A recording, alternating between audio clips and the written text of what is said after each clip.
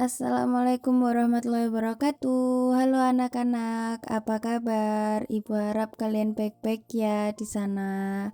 Kita masih belajar di era daring, di era pandemi. Semoga dengan video yang Ibu sampaikan dan Ibu buat kali ini bisa mewakili Ibu ketika kita belajar tatap muka. Nah, di semester ini kita tetap belajar tentang akuntansi. Tapi yang kita pelajari akan berbeda dengan semester yang lalu. Kalau semester lalu subbab kita adalah akuntansi perusahaan jasa, tapi kalau semester ini materi kita adalah akuntansi perusahaan dagang. Nah, untuk materi akuntansi perusahaan dagang ini akan ada 4 materi yang kita pelajari. Yang pertama adalah pengertian perusahaan dagang itu sendiri. Yang kedua, karakteristik dari perusahaan dagang. Yang ketiga, transaksi perusahaan dagang. Dan yang keempat adalah akun-akun dari perusahaan dagang. Lalu, apa sih perusahaan dagang itu? Coba kalian amati gambar-gambar berikut ini. Gambar yang pertama adalah gambar toko sepatu. Nah, di situ kalian bisa lihat ada pembeli yang membeli sepatu ke penjual sepatu tersebut. Gambar yang kedua adalah toko kelontong. Nah, nih mungkin di rumah kalian ada warung-warung kecil yang menjual segala kebutuhan kita. Kemudian gambar berikutnya adalah toko buah. Nah, nggak cuma toko buah gede ya, kayak toko buah Lai-Lai mungkin, tapi juga pedagang buah yang ada di pinggir jalan. Nah, dan yang terakhir adalah supermarket, yang mana di dalam supermarket tersebut tersedia berbagai barang jadi atau barang setengah jadi yang disediakan dan dijual di sana. Setelah kalian melihat keempat gambar tersebut, apa sih yang kalian pikirkan?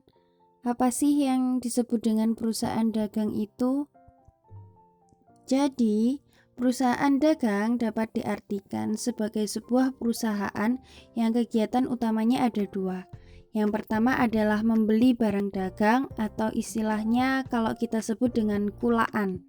Nah, yang kedua adalah menjual kembali barang dagang yang telah kita beli kepada konsumen dengan catatan atau dengan syarat tanpa mengubah bentuknya. Jadi di sana tidak ada kegiatan memproduksi kembali atau menambah nilai guna dari barang tersebut.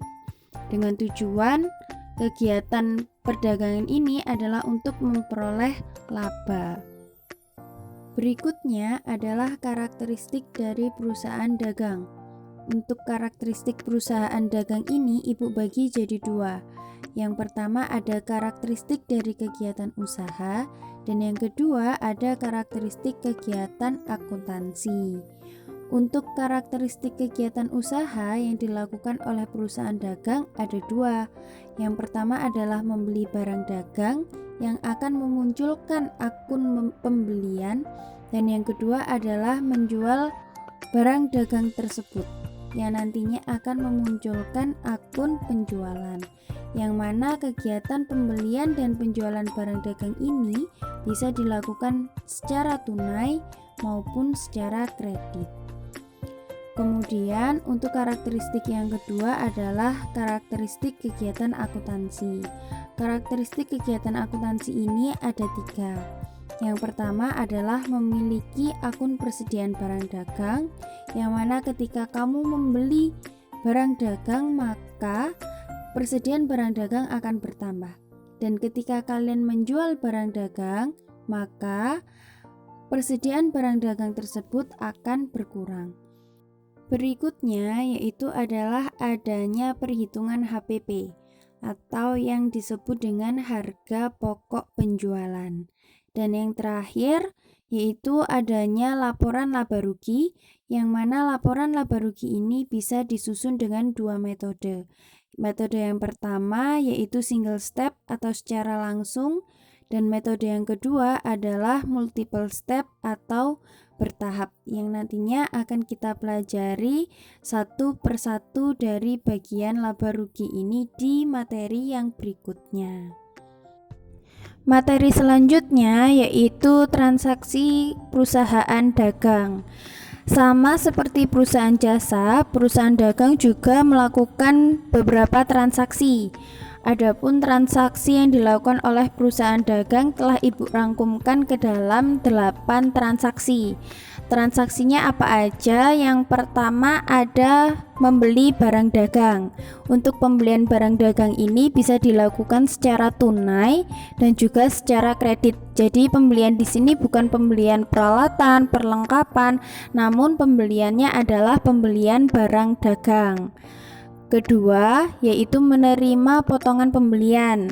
Nah, untuk penerimaan potongan pembelian ini akan diterima oleh si pembeli atau kita sebagai pembeli sesuai dengan kesepakatan dan syarat yang berlaku. Yang ketiga adalah melakukan retur pembelian. Apa itu retur? Kalau kalian pernah belanja di Shopee, ada keterangan retur. Nah, retur di sini bisa diartikan sebagai pengembalian barang yang telah kita beli kepada penjual karena barang tersebut mengalami kerusakan. Kemudian yang keempat adalah membayar atau menerima biaya angkut. Untuk pembayaran biaya angkut ini dilakukan karena kita telah melakukan pembelian barang dagang dan kita harus membayar biaya angkutnya. Jadi ibaratnya kayak semacam ongkir gitu ya. Nah, kemudian yang kelima ada menjual barang dagang. Sama dengan membeli barang dagang, penjualan barang dagang ini bisa dilakukan secara tunai maupun secara kredit. Kemudian yang keenam yaitu memberikan potongan penjualan. Pemberian potongan penjualan ini dilakukan oleh si penjual kepada pembeli karena bisa jadi si pembeli telah melakukan pelunasan atas pembelian barang dagangnya yang mana sudah sesuai dengan syarat dan ketentuan yang berlaku. Kemudian yang ketujuh adalah menerima retur penjualan. Jika tadi adalah retur pembelian, maka kita ini mengembalikan barang yang telah kita beli karena rusak.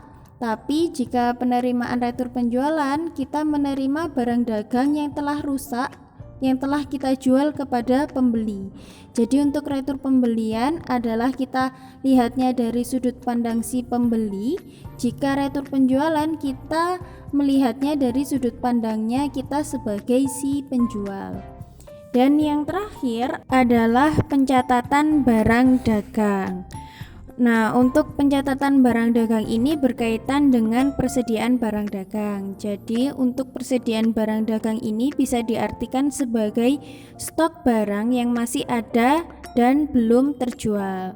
Persediaan barang dagang ini sangat penting dan perlu diidentifikasikan oleh pengelola perusahaan karena jumlah persediaan barang harus cukup, tidak terlalu besar dan juga tidak terlalu sedikit.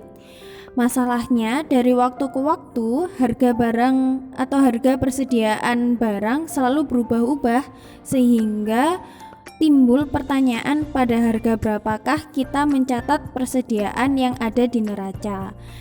Untuk pencatatan yang ada di neraca ini nanti akan memunculkan dua metode pencatatan persediaan barang dagang, yaitu yang pertama ada metode FIFO atau first in first out, dan metode yang kedua adalah metode LIFO atau last in first out.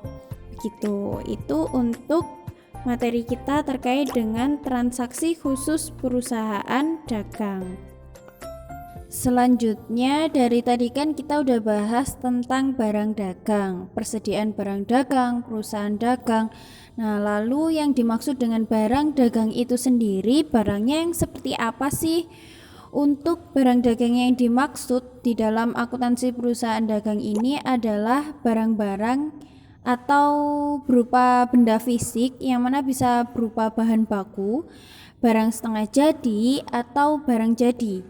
Bisa juga bentuknya dalam bentuk barang hasil pertanian seperti buah-buahan, perkebunan seperti sayur-sayuran, atau industri. Yang mana kalau barang industri ini artinya barangnya sudah berupa barang jadi atau barang setengah jadi, dan juga yang lain-lainnya yang sejenis. Kemudian Bu, contohnya kalau seperti pedagang bakso atau restoran bagaimana? Untuk pedagang bakso atau restoran itu dikategorikan sebagai perusahaan manufaktur atau perusahaan industri, perusahaan pengolahan, dan untuk perusahaan tersebut nantinya akan ada siklus akuntansi yang berbeda. Nah, karena di sini siklus akuntansi yang kita bahas adalah siklusnya dari perusahaan dagang, maka barang yang kita jadikan patokan barang dagangnya adalah barang-barang yang tanpa kita harus mengolahnya kembali. Begitu, itu untuk barang dagang yang ada di dalam perusahaan dagang.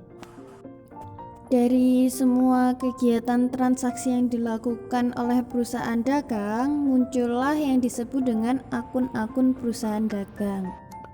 Dari 8 transaksi tersebut muncul 8 akun perusahaan dagang.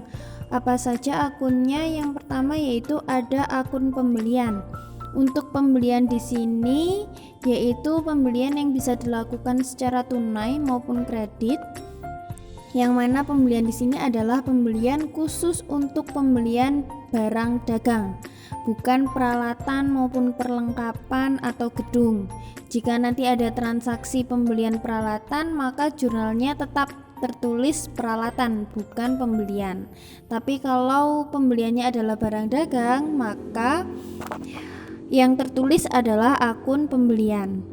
Kemudian yang kedua ada akun potongan pembelian, yaitu potongan yang diberikan kepada pembeli karena kita telah melakukan pembelian barang dagang. Yang ketiga ada akun retur pembelian, yaitu pengembalian barang dagang yang rusak, barang dagang yang telah kita beli yang tidak sesuai dengan pesanan. Yang keempat yaitu beban angkut pembelian, yaitu biaya angkut yang harus kita bayar karena kita telah melakukan pembelian barang dagang. Yang kelima yaitu adalah akun penjualan, yaitu akun yang mana transaksinya adalah kegiatan penjualan yang kita lakukan kepada konsumen. Jadi untuk penjualan ini kita lihatnya dari sisi si penjual. Dan barang yang dijual adalah barang dagang, bukan dalam bentuk aset yang kita miliki.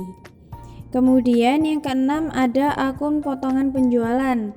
Untuk akun potongan penjualan ini adalah potongan yang diberikan oleh si penjual kepada pembeli dengan syarat dan ketentuan yang telah ditentukan. Yang ketujuh adalah retur penjualan. Nah, untuk retur penjualan ini adalah pengembalian barang dagang oleh pembeli kepada kita sebagai penjual, karena barang yang kita jual atau barang yang kita kirim itu tidak sesuai dengan barang yang telah dipesan atau dibeli. Yang kedelapan ada akun persediaan barang dagang. Untuk persediaan barang dagang ini seperti yang sudah Ibu bahas di materi sebelumnya di transaksi, yaitu persediaan barang dagang bisa kita sebut sebagai stok barang dagang, yang mana ketika kita melakukan kegiatan pembelian barang dagang maka akan menambah persediaan barang dagang, dan ketika kita menjual barang dagang maka akan berpengaruh mengurangi persediaan barang dagang kita. Nah, inilah materi yang sudah kita pelajari. Ada 4 submateri, yaitu pengertian perusahaan dagang, karakteristik perusahaan dagang, transaksi perusahaan dagang, dan akun-akun perusahaan dagang. Oke, untuk materi hari ini Ibu rasa cukup sampai di sini. Nanti akan kita sambung di pertemuan berikutnya.